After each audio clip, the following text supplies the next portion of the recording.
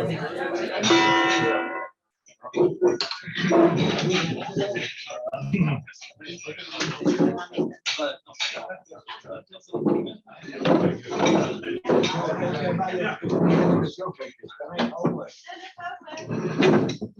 vänner. Hjärtligt välkomna hit idag. Vi har ett digert program så jag drar igång här nu. Och tänkte börja med att hälsa våra gäster välkomna. Och då har vi inte mindre än från Adams från Victoria East. Please welcome. Thank you. Robin Jones, Victoria East. Vi har Rune Granqvist från Lunds och Rotary. Barbro Boström från Glömslöv. Välkommen. We also have a visitor from Texas, Alan Morris. Please welcome. Inför Mats och Tora Broberg och Sony Johansson. Utav Mats ursprungligen. Jag är inte han här så jag får förstå som det. Edie Jones. Och Kerstin Karlsson inför av Bo Wikström. Jerry Karlsson inför av Bo Wikström. Är det någon gäst jag har missat? Vänligen ge er till känna.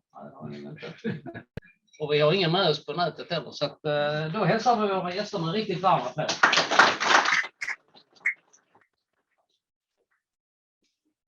Först lite information. Vi har ju ett presidentskifte.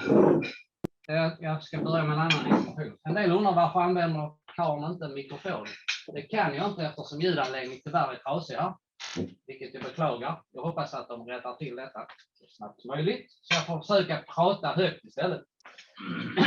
Vi har i alla fall presidentskifte den 20 juni. Och det har gått ut meddelande. Vi behöver era anmälningar ganska omgående. För vi behöver lämna besked till hotellet här så att de kan beställa hem och göra i ordning till rätt antal. Jag vet att det var någon fundering på, ska vi inte betala förväg? Nej, vi betalar när vi kommer in till Citadellet. Jag har pratat med Mattias, vi blir inte insläppta på Citadellet om vi inte har betalt. Så se till, ha pengar eller kort eller något annat. Men det blir en trevlig kväll, eftermiddag är det ju, klockan 4. Serveras anka, men även en dessert. Vi bjuder även på när man vill dricka till maten, om det är vatten, öl eller vin. Och det är samma pris för respektive eller gäst som för medlem 135 riksdaler. Jag tycker att vi ska sluta i topp och skjuta in Lars som president för bästa möjliga sätt. Jag hoppas att han väl ska ut på 13. Kanske inte ta ut något i förskott, Lars. Så det blir en trevlig dag. Idag har vi 3 i 1 så att säga. Vi har ju dels vårt besök från Sydafrika som ska börja och sedan kommer vi att få lyssna på Sony och sen kommer vi få lyssna på Tora som med anledning av de scenerna vi har på OKP. So I will start to welcome our guests from South Africa. And as I understand, it's you, Robin, and Eddie that will talk a little bit about Souns, the project that actually originated in South Africa. And as we know how implemented in Sweden, but you will talk about the South African part. Please take place on the stage. Come on, my wife. Come on. Firstly, I would like to say thank you. Because without this club and a couple of other clubs in Sweden, we wouldn't be here. We wouldn't have the Souns project going as it is now. And we are very proud to be partners with you in doing what we've done. We believe you have achieved a lot, or we have achieved a lot, and we believe that we will achieve a lot in the future. But firstly, I must say thank you, Olof, as president, welcoming us here. I bring our greetings from Victoria East, from our president, who's Jolene Knoppes. And as I say, it's a joy to be here.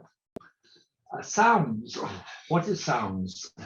Sounds is an instrument for teaching people to read, to love literacy. That's what it is. And it starts at the very beginning. and my wife is going to explain to you how it starts and where we can go with Souns. We have a satellite here in Landskrona where you are teaching immigrants or refugees to learn Swedish.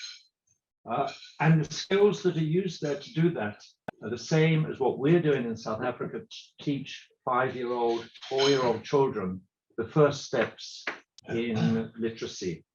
What do we mean by reading? My wife will explain to that. What do we mean by writing? My wife will explain that to you. Okay? So I'm going to hand over to her now, and she is going to give you a brief review of how we do the Souns projects. So this is Edie, it's Edie Jones. So she will take over from me now. And then at the end of it, I'm going to summarize up by saying what results we've achieved and where we want to go from here. Okay, what is the future? Thank you. I just want to like to add that the literacy rate in South Africa amongst many youngsters is very, very poor. We have 16-year-old children who cannot read. We have children who've been in school. They know the alphabet. They can all sing A, B, C, D, E, and they know that's an A and that's a B and that's a C. But they are not taught to sound out the word. So if I say cat, what do I hear? I hear K, and I hear E, and I hear T. But the teachers say this is C-A-T. Now, if I say cat, I don't hear C, I don't hear A, and I don't hear T. I hear K. So this sound, we teach the children the sound that the word makes, the sound that the letter makes when I say the word. Now, English is not a phonetic language. So E can be A, it can be R, as in far, and car. But when we start with the littlies, when we start with the little ones, we teach them the sound that the vowel makes in a 3-letter word, like cat and my hat. And I sit on a mat, and my mummy uses a mop. So the vowel sound will always be the same. And we say one sound for one letter. And we don't start with the A, we start with O. But we don't say to them, this is the O. We say, this is the O. Because O is what you hear when you say hot, or mop, or stop. It's an O. So on these letters, just to orientate the children, because if you look at it like that, then it's not right. The should look like that. Or it doesn't really matter, it's O, whichever way you turn it. But on the letter is a little dot. And you put your Peter pointer, now you say to the teachers, put your Peter pointer, your pointing finger, and they look at you. They teach in English, but English is not the mother tongue. They speak a very basic conversational English. Now they have to teach the children through the medium of English, because in the classroom are people from Angola or from Kenya or from Mozambique, also refugees or immigrants that have come from other African countries who speak different African languages. So if I sit in a classroom with different languages, English is the easiest thing, because they will learn through the medium of English ultimately. So we put our Peter pointer, and they don't know what is Peter pointer, so we say, Peter pointer, where are you? Here I am, and how do you do? So now the children know this is Peter Pointer, and Peter Pointer goes on the dot, and Peter Pointer must look at you. Then I say, this is the O. And you take the O, and the children play with it, they feel it. This, and the next letter we teach is the M.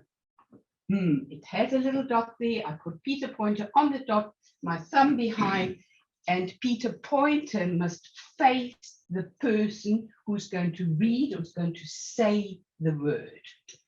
You can feel what it feels like. That's the and that's the off. So you sit and you work in a small group with 6, 8 children maximum.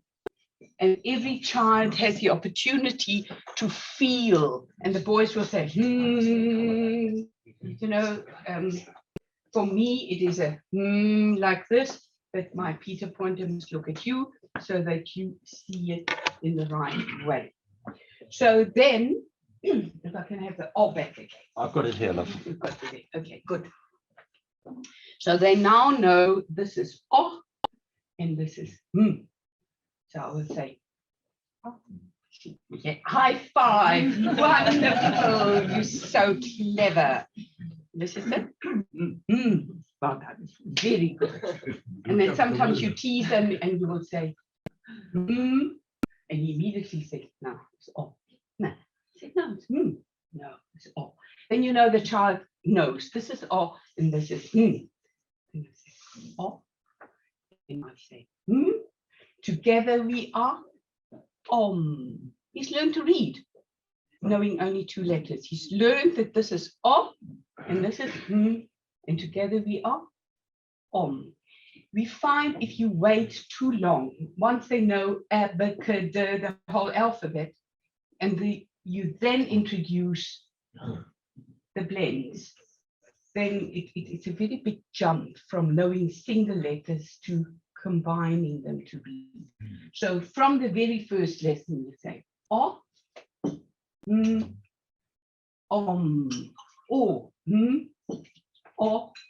mo. Later on, the next letter will be s. Oh, it's okay. Thank you.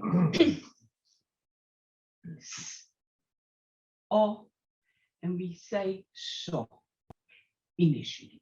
When you read the book later in life, you will realize this is so. And this is to.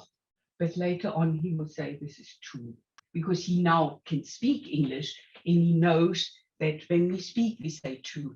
English is not phonetic. It was to. There it is ot. There it is so. But we teach them stop just initially, not to confuse them. Yes? Good? Okay. Are we running out of time?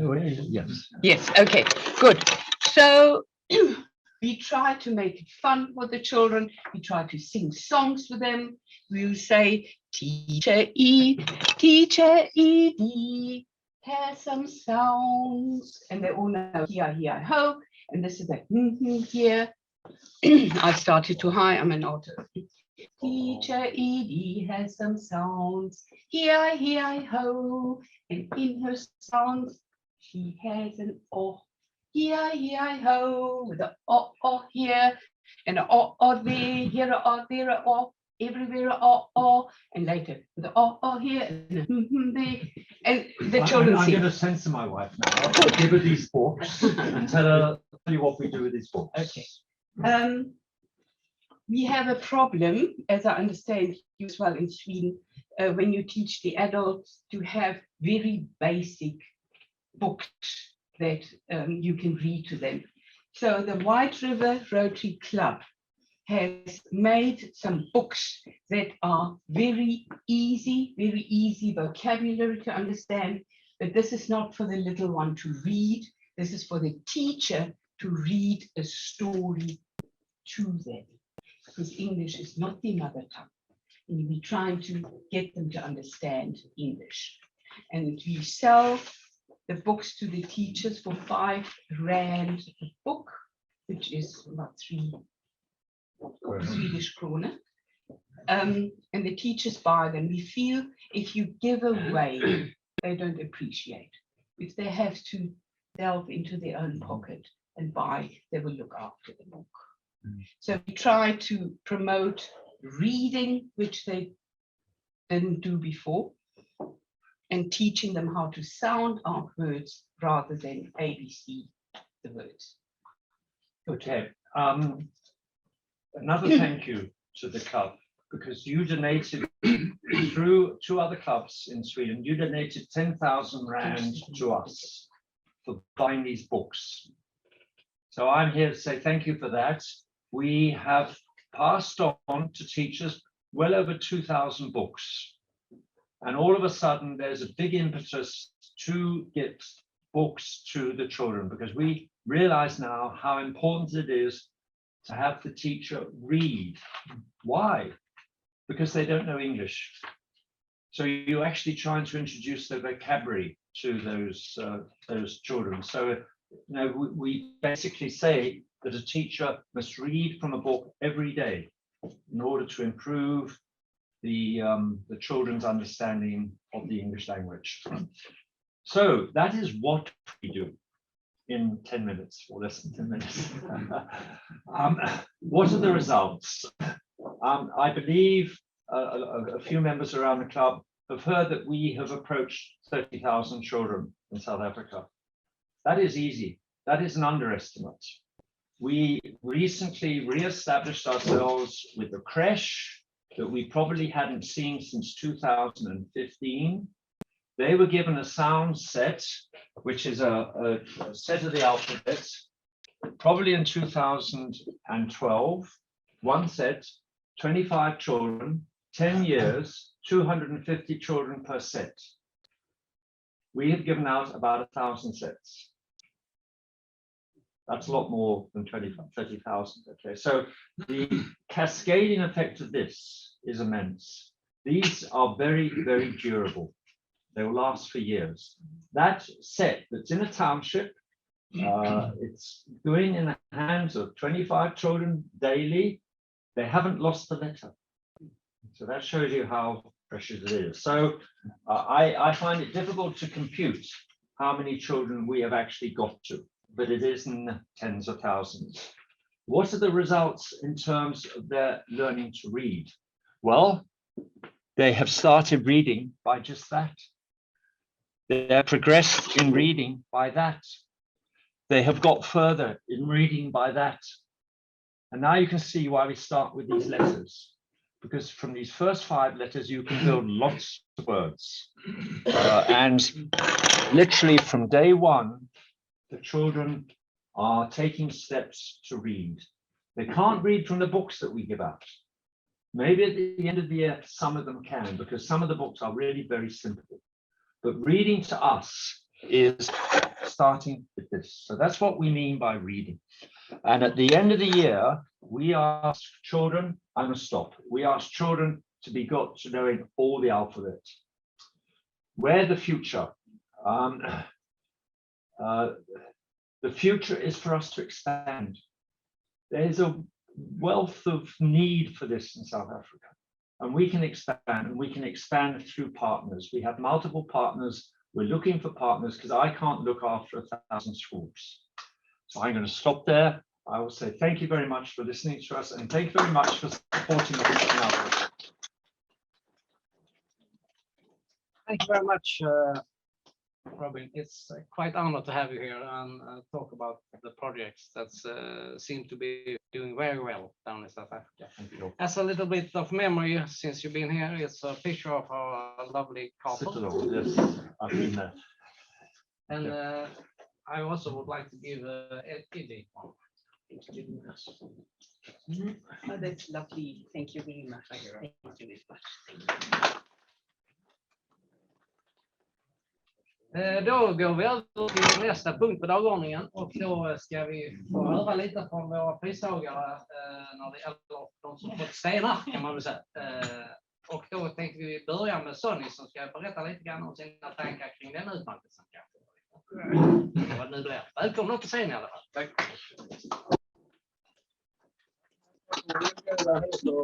Och sen tackar jag även för att jag fick framröstad och få den här bakom utmärkelsen. Det är mycket hedrande. Jag har även fått tidigare fick jag Landskrona Boys Hall of Fame heter det. Och även att jag har fått Landskrona Souns hedersmedalj. Och även en alla tiders boysare, en sån utmärkelse också, framröstad där också. Så det är mycket stolt och glad för att ha fått alla dessa utmärkelser. Det är hedrande. Och min fotbollskarriär så började jag i BK Landskrona som är min moderklubb. Där började jag som 10-12, något sånt. Spelade där i pojklag, juniorlag. Vi blev till och med skånska juniormästare mot Malmö FF 1966 var det.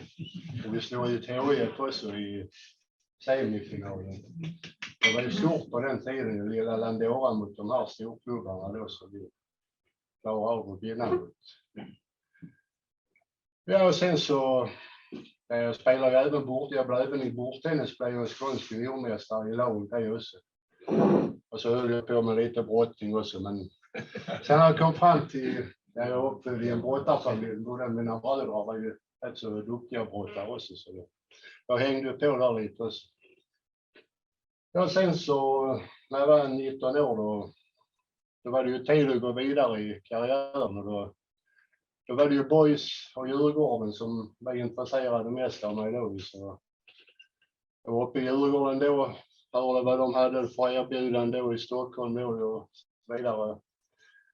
Tänkte man är 19 år, storstan Stockholm, jag kom upp där, det var kanske lite för stort, så jag valde ju boys då när jag började där och spelade boys i division 2.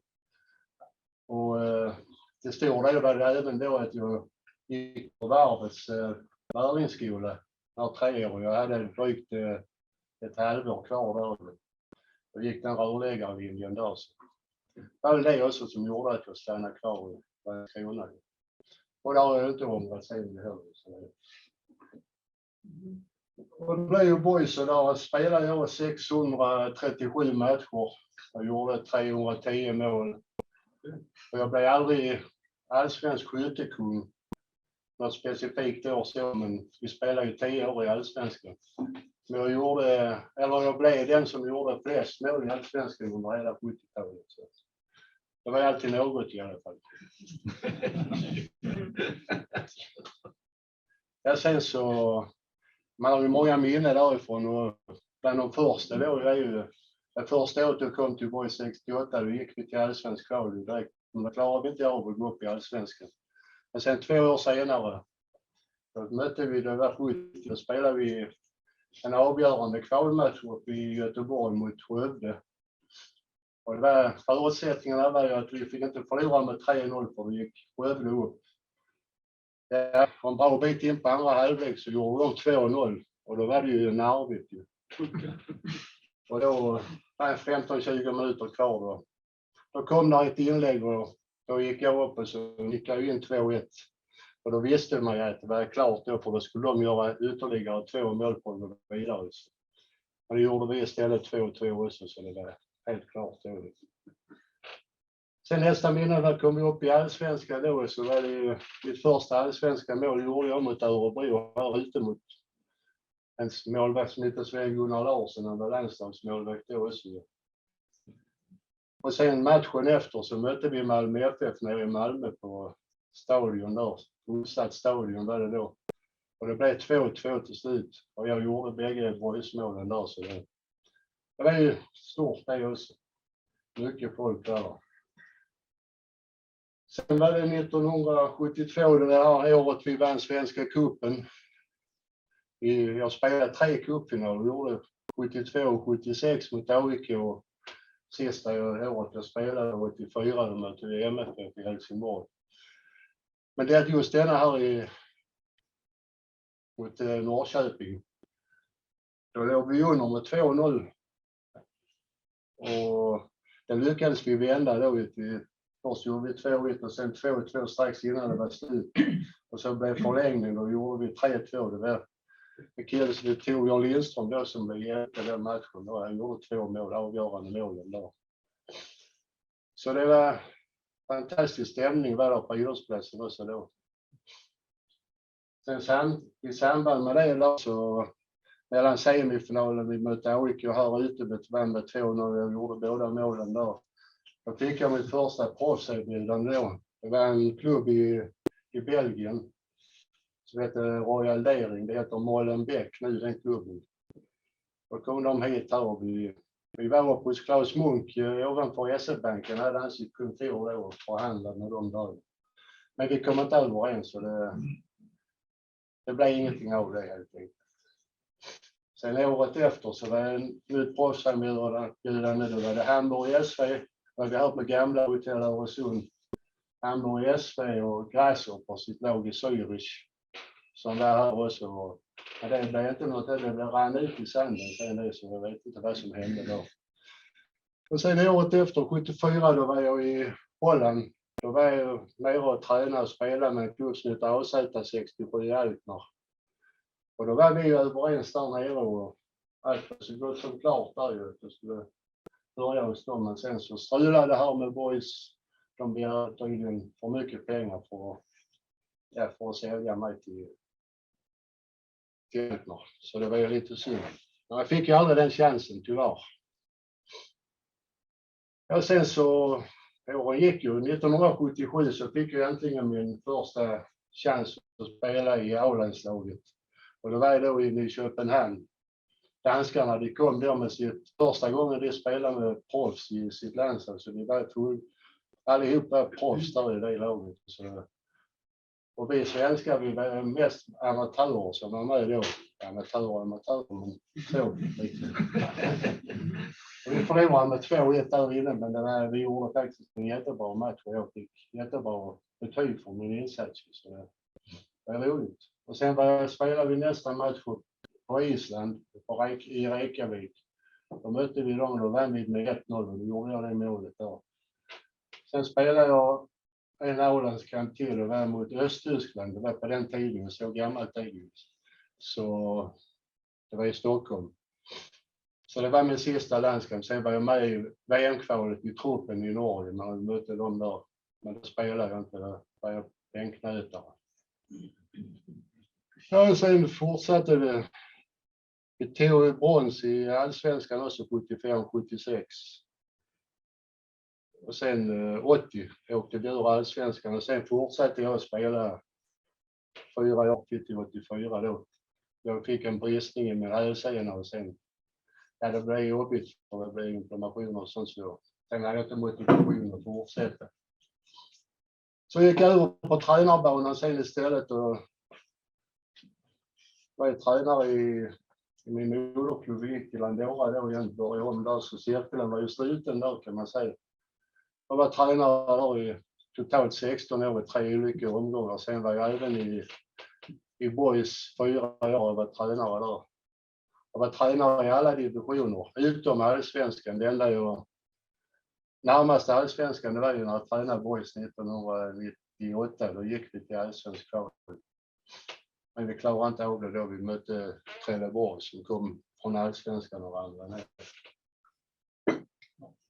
Ja, så var min karriär ungefär sett ut genom alla dessa åren. 17 år fort i boys. Ja. Tack Sony för den berättelsen om en enastående karriär. Och som tack för att du kom hit och berättade om det så får du också en liten bild från vår chartermedlem Anders Hilding som har fotograferat Landskrona på 50-60-talet. Så Tack så mycket. sen du känner igen något. Ska vi få lyssna lite på Tora som berättar om Peter Broberg. Ja, som ska jag också... då, jag kan ju bara ställa ut den. Okej, ställa ja.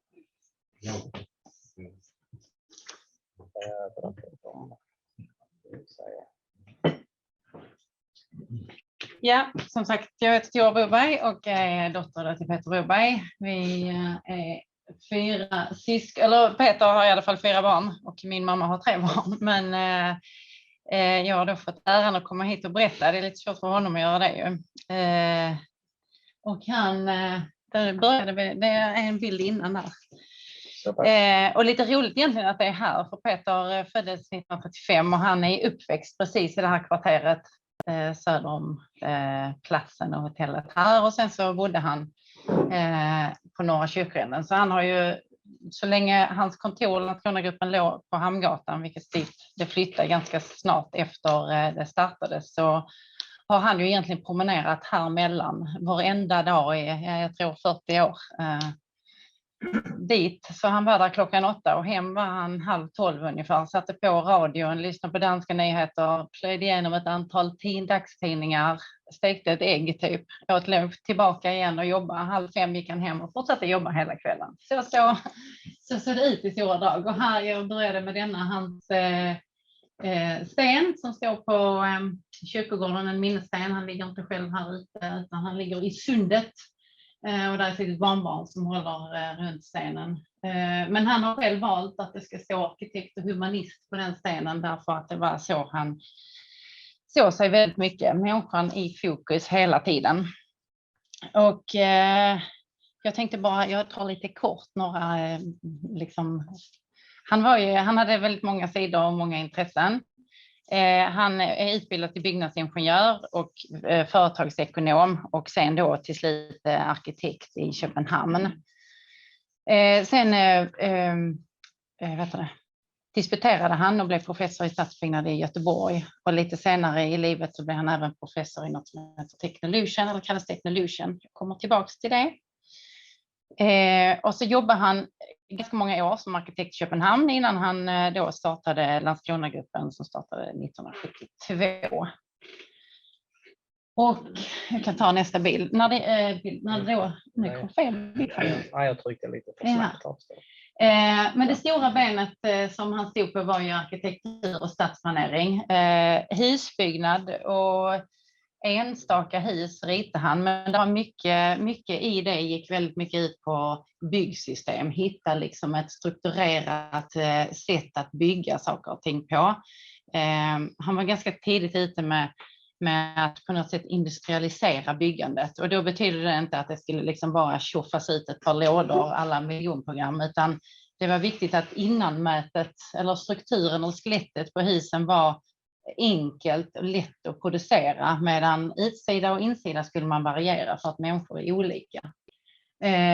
Så något av de första systemen som kom fram är det som kallas stolpahus, så där är en hel del hus byggda enligt det, och då är det också byggt lite på skånsk kultur och tradition om man skulle bygga. Men det stora kom med Open House som är också ett byggsystem som var ännu mer väldigt industrialiserat. Det ska göras strukturerat, det ska vara hållbart, det ska vara kostnadseffektivt. En vanlig familj ska kunna ha råd att bo, samtidigt som att det var just det här att man ska kunna klä innanmätet och utsidan i egentligen vad som helst. Det ska liksom inte finnas en typ av hus bara. När det gäller stadsplanering så var det mycket stora stadsplaner över olika platser. Den här bilden är från Staffanstorp som är ett av de stora projekten som han tillsammans med Eva Sjöldin som var stadsbyggnadsdirektör i Staffanstorp drog igenom, där man förändrade hela stadskärnan i Staffanstorp och jobbade mycket efter den skånska småstaden. De försökte få ihop en bra miljö.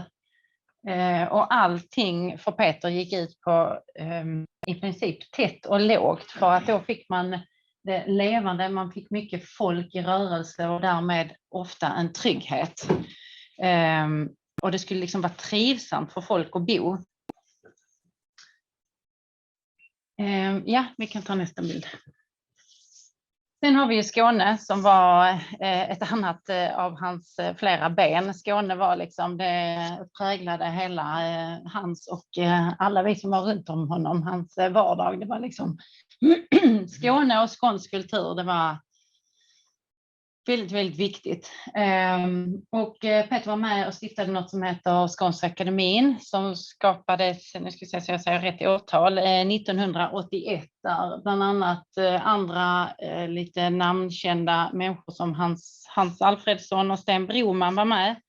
Och Skånska akademin gick ut på att stimulera och utveckla den skånska kulturen med ett motto som var kultur och humor. Och de träffades och jobbade fram både böcker och evenemang som hela tiden liksom betonade den skånska identiteten. Vi kan ta nästa bild. Sen kom det som heter Technolution. Och Technolution är ett bildspråk som Peter började med, som är ett bildbaserad historieberättelse. Det består av bilder i det här formatet och de är baserade på den här Leonardo da Vincis vitruviska mannen med människan i centrum. Och det var det som kom hela tiden. Det var människor först, det var humanisten. Så alla bilder är baserade på det och de bilderna ska då väva ihop samhälle, kultur, teknik och människan. Och idén bakom det är också att det var ett sätt att berätta att människan och människans hjärna har kanske inte alltid utvecklat till redskapen, utan redskapen har hjälpt människan att utveckla sig själv. Det består av flera hundra sådana här bilder som beskriver olika situationer i olika faser i evolutionen. Och det var något som han väldigt mycket brann för och fick till och med ställa ut på Luciana. Och drottningen kom och tittade på honom, så det var han nöjd med. Ja, vi kan ta nästa bild. Sen är det mycket berättelserna, för i allt som Peter gjorde, mycket som präglade honom var en lekfullhet. Det var liksom hela tiden, han hängde upp mycket saker på berättelser och sagor. En sak som kommer kopplat då, kan man säga, till Skånska akademin, det är den goda gorillan. Det handlar alltså om det är ju ett lek med kulinarisk kultur. Man byggde upp det på gåsen, krisen och sillen som ju är väldigt framträdande i den skånska matlagningen. Och så skapade man då det här fantasidjuret. Vi i vår familj var inte helt nöjda när han kom hem med en sån här stor lerfigur av gorillan som skulle placeras hemma. Det kändes väl sådär, men det är en rolig berättelse. Och det hängde han upp mycket annat på också. Många gånger när han gjorde planer, han gjorde ju flera stadsplaner, Rydebäck, Forneby som är en gammal flygplats i Norge, Kalkbrottet och så vidare. Då hängde han gärna upp berättelsen av den här stadsplanen på en historia. Och jag kommer ihåg från Rydebäck att han beskrev liksom livet, hur det skulle vara att leva där. Så var det Fia med fiolen och Rut med rullatorn, och så försökte han liksom beskriva hur skulle miljön bli när den blev klar. Så det var ett pedagogiskt sätt ju. Och jag tänkte avsluta med att berätta, för jag hittade den här som heter Ven under vindarnas mötesplats. Och då är det ju en beskrivning av eller en saga kring Ven. Och då tänkte jag kunna läsa här för er som då undrar hur Ven blev till. Då är det så att det finns då en skånsk jättekvinna som heter Venhilde, och hon är arg på Geifion som också är en sån här jättefigur, för att Geifion har skapat Själland och det är väldigt fruktbar ö. Så då vill hon ta tillbaka av Geifions mylla tillbaka till Skåne. Och då är ett stycke här så här. Vid sina tjuvatag över sundet bar Venhilde jorden i sitt förkläde. En natt råkade hon emellertid att komma just när vindarna höll möte och den mystiska tunna klarheten hade brett ut sig över sundet. Mitt inne i detta vindarnas tomrum brast hennes förkläde och all jord rann ut i sundet. Så uppstod ön Ven som resultat av den luftens tunnhet som vindarna skapade och av den ambition som Venhilde hade att göra Skåne mer fruktbart. Så då vet ni det, om ni undrar. Ja, så det var vad jag hade tänkt berätta. Ja, tack så mycket.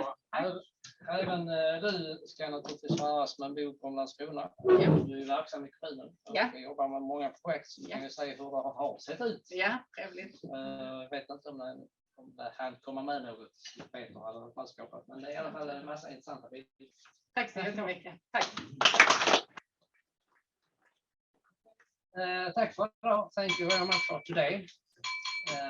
Och vi har Bo Wikström som hade något han ville tillägga. Kort, 2 saker. De som är uppmärksamma har kanske sett att några av minnesstenarna har hamnat under en uteservering. Jag har haft telefonmöte i förra veckan med Landskrona stad och de har nu beslutat att flytta de minnesstenarna, bland annat Sonys minnessten. Det löser upp sig. Nummer 2, i måndags i förra veckan hade vi besök av Malmö Triangelns Rotaryklubb. Ett 20-tal medlemmar kom hit och guidades runt i Landskrona och de framförde en varm hälsning till Landskrona. Tack för det. Thank you very much for today. Very nice to have you as guests from South Africa and from Texas. Och givetvis alla ni andra. Nästa måndag så ska vi fira svenska flaggan. Så då blir det inget möte här utan vi har nästa möte den 13 juni och det blir ett extra årsmöte. Tack för idag. Ta hand om er där ute så ses vi om 14 dagar. Tack.